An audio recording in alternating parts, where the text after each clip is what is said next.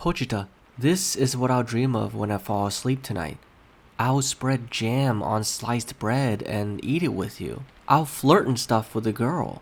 We'll play video games in our room together. And I'll fall asleep in her arms.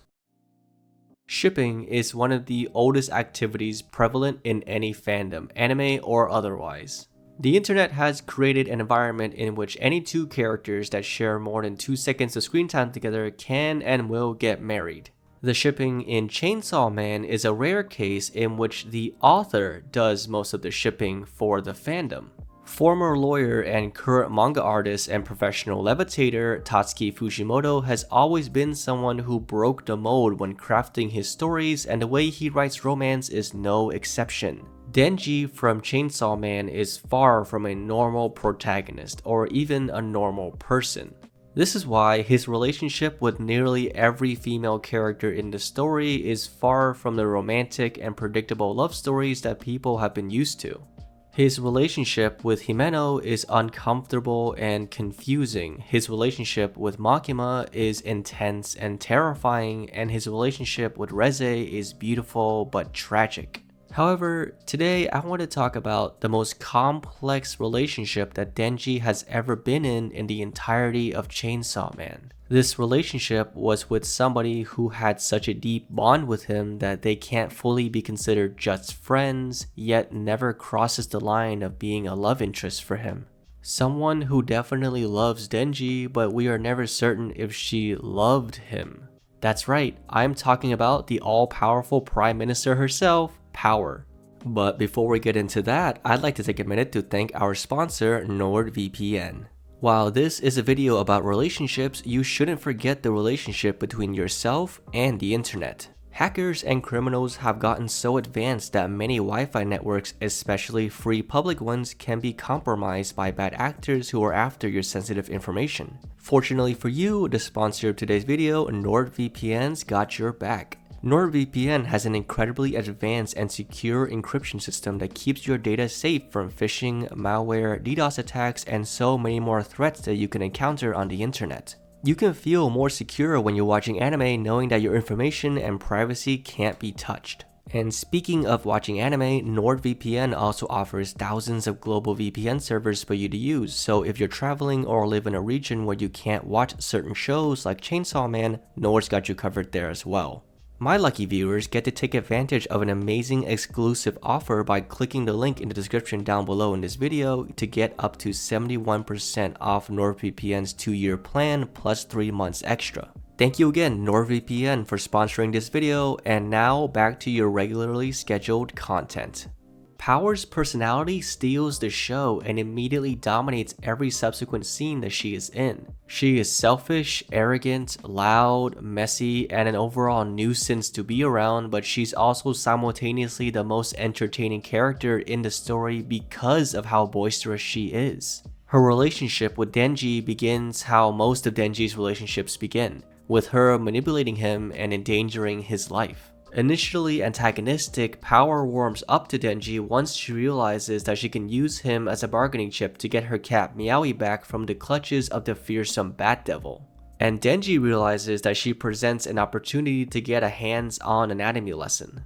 Their bond begins to strengthen when they develop a deeper connection when they begin to talk about their pets. Denji realizes that Power loves and misses Meowie just as much as Denji loves and misses Pochita. We see that both Power and Denji relate so much to their animals because they feel like animals themselves. They've never been treated as humans their entire lives, and when they met Makima, they both turned into pets to do her bidding. This shared experience begins a relationship that would grow beyond mere friendship but never quite reach the heights of romantic affection.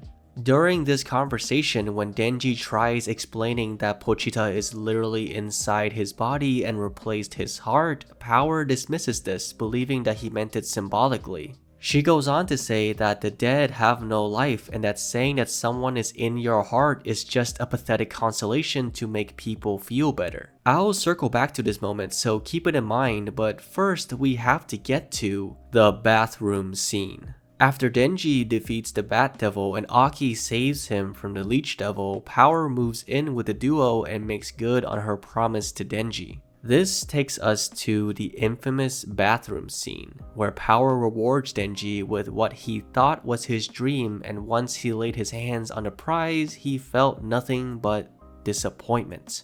Nothing about Denji's first physical contact with Power was genuine, down to the fake padding that Power wore. The bathroom incident was simply Denji objectifying Power and using her body as a means to an end.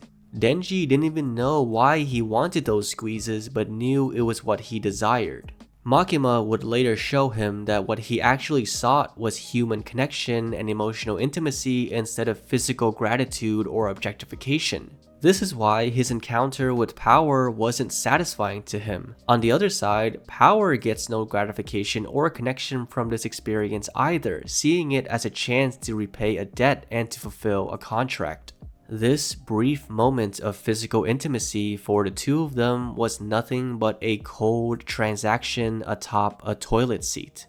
Despite their chaotic beginnings, Denji and Power immediately grew close together following their rendezvous in the bathroom. Fujimoto makes an effort to show plenty of scenes where the two of them are very physically close together, usually with Power clinging onto Denji the same way Miaoi clings onto her. Denji even calls her Powie, indicating how comfortable they've gotten with each other in such a short amount of time. Even though Power is still very ready to sacrifice Denji if it meant she could become the Prime Minister, we see that she was warming up to Denji as her potential new best friend. Their little moments of touching here and there were 1,000 times more meaningful and intimate than the bathroom incident. Before, Power allowed Denji to touch her as a transaction. Now she's the one touching him, grabbing him, and holding on to him for a sense of comfort. There was meaning behind Power's physical contact with Denji. Whether she wanted to admit it or not, she liked being around him and enjoyed his presence. Neither of them seemed to be aware that they were getting close to each other. It just happened so naturally that we don't question it, and neither do they. Denji and Power's dynamic works because they are both operating on the same level when it comes to connections and relationships. As mentioned before, neither of them knew how to be a human, much less form human connections. Denji has been controlled by others for his entire life and is still being controlled by Makima, except this time she's giving him the carrot instead of the stick. Even though Power is annoying and constantly threatening him, she never tells him what to do. Denji grew comfortable around Power because she doesn't try to control or manipulate his life, but simply exists alongside him, operating on the same idiot wavelength. On the other hand, Power has also been controlled by Makima, but through fear and intimidation rather than the promise of pleasure like with Denji. We see subtle signs that Power is deeply terrified of Makima. Despite never seeing what Makima did to tame her, the traumatized expression on Power's face when Makima gets serious paints a pretty gruesome picture. This can explain why Power feels a need to cling onto Denji for a sense of safety, since he was the only person who ever went out of his way to save her. Even though she doesn't outwardly show her affection, Power's subtle actions demonstrate that Denji is her person. Power and Denji were two naive children learning about the world and about the human experience simultaneously, so they connected over their inexperience. In other words, they both shared the same barely functioning brain cell. Kishibe's training further developed Power and Denji's relationship. His questions allowed us to see that the dynamic dunces were both on the same page mentally and morally regarding their positions as devil hunters. Fujimoto once again makes a point to show Power clinging on to Denji for security.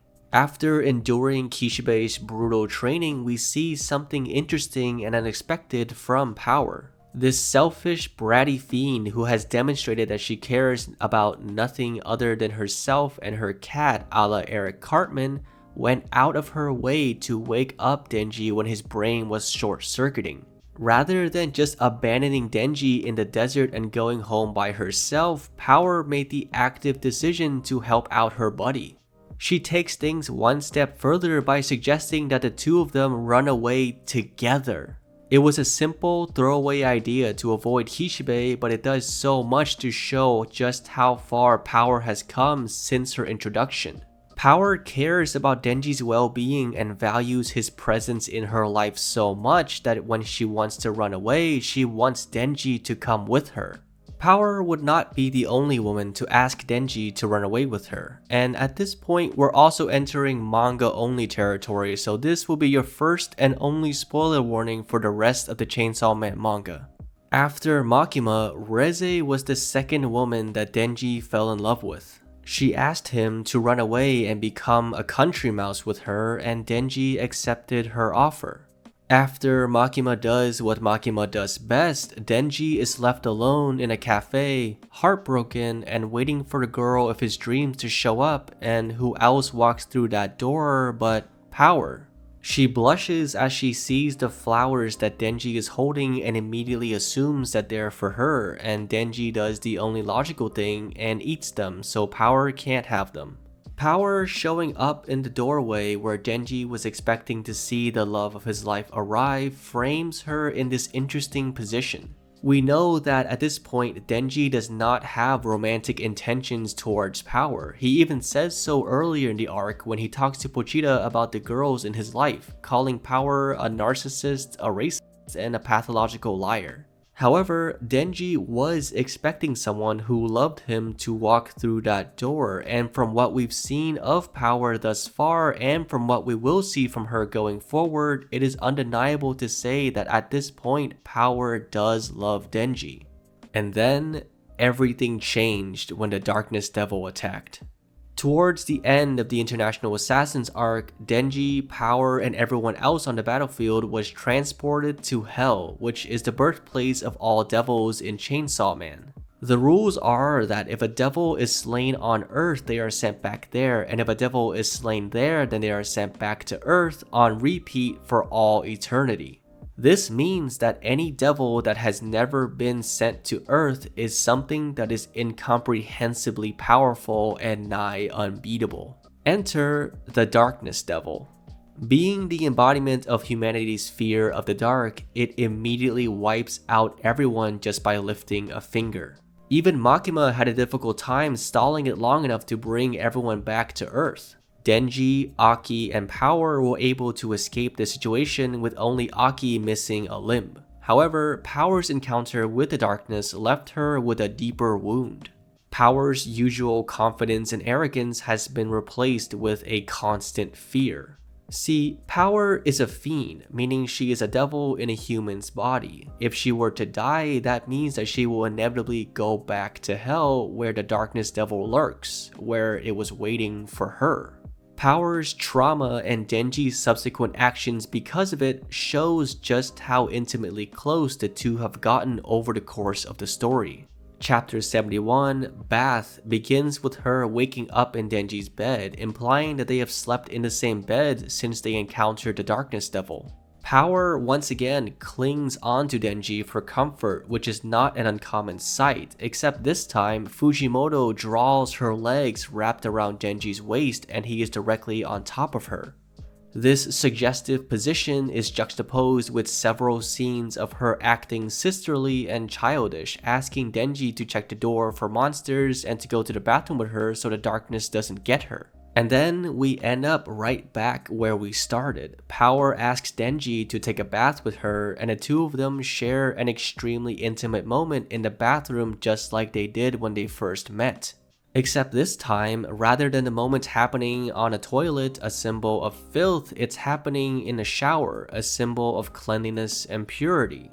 Denji cleaned her and got to lay his hands on her body like before, except this time, Power was the one begging him to do it. This time, there was no fake padding or any clothing at all separating their skin. This is the closest that Denji has ever gotten with a girl. He was seeing the most physically intimate parts of her and sharing himself with her as well, and throughout all of it, he doesn't feel amorous in the slightest. The next scene has Power offer Denji some of her blood to make up for him having to miss his vacation with Makima to take care of her. She says she doesn't want Denji to hate her, so he has to take something of hers. This is the first time that our selfish little Power expressed true guilt over her actions and cared about what someone else thought of her. What follows is this full page. We know what this scene is depicting on the surface level, and we also know what this scene is trying to invoke. Denji is once again on top of Power, her legs once again tightly wrapped around his waist with him on her neck and her face blushing. All of these signifiers of intimacy are once again juxtaposed when Denji admits that he still doesn't feel anything with Power. Denji and Power are closer than they've ever been. He even gave up a vacation with his dream woman to take care of Power. Despite the immense bond that they developed, Denji still doesn't feel the satisfaction that he was expecting when he touches her. Once again, this hammers home the fact that they have this incredible bond that transcends a simple friendship, but they never reach the level of lovers. Makima would later emphasize that she purposefully meant for Aki to be a big brother to Denji and for Power to be his bratty sister so he would feel like he had a family. I also want to acknowledge that in Japan, it's very common for family members to bathe with each other. Although this was Makima's initial intention, what we've seen from Power and Denji's relationship so far has been way too intimate to say that they are simply sibling figures to each other. And this love was what Makima was counting on. Bang. 2 chapters after Aki's death, Makima rips Power away from Denji as well. This, of course, didn't stop the almighty Power. Since Denji drank her blood earlier, there was a piece of her still alive within Denji. Let's circle back to what Power said earlier about it being impossible for someone to be alive in your heart. Power so quickly dismissed this idea and learned firsthand that Pochita is not only alive in Denji's heart, but that she has also become someone Denji loves that lives on within his heart as well. Upon this realization, Power emerges in her full presidential form and goes all-America on Makima's minions. Power saves Denji and drags him to a dumpster, not so subtly calling back to the dumpster that Pochita made the contract with Denji all the way back in chapter 1. There are more callbacks to chapter 1 here as well, with Denji stating that he's already lived out the dream he mentioned. He got to eat good food and got to flirt with a girl, most likely referencing Reze or Makima. He also got to play video games with and fall asleep in the arms of a girl who loved him. Denji, content with the short life that he's led, was ready to pass on, but Power, being the selfish creature she's always been, forces Denji to stay alive. She knows that her time is up and she begs Denji to stay alive and to find her when she gets reincarnated back to Earth as the next Blood Devil. Since all devils lose their memories upon death and reincarnation, she begs Denji to find her and make her into Power again.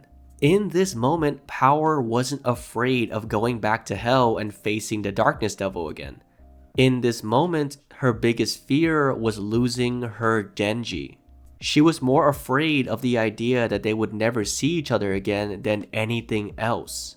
Even though these two have never said those 3 words to each other in the entire series, this exchange of words in the dumpster screams loudly what we know Power wanted to say to Denji.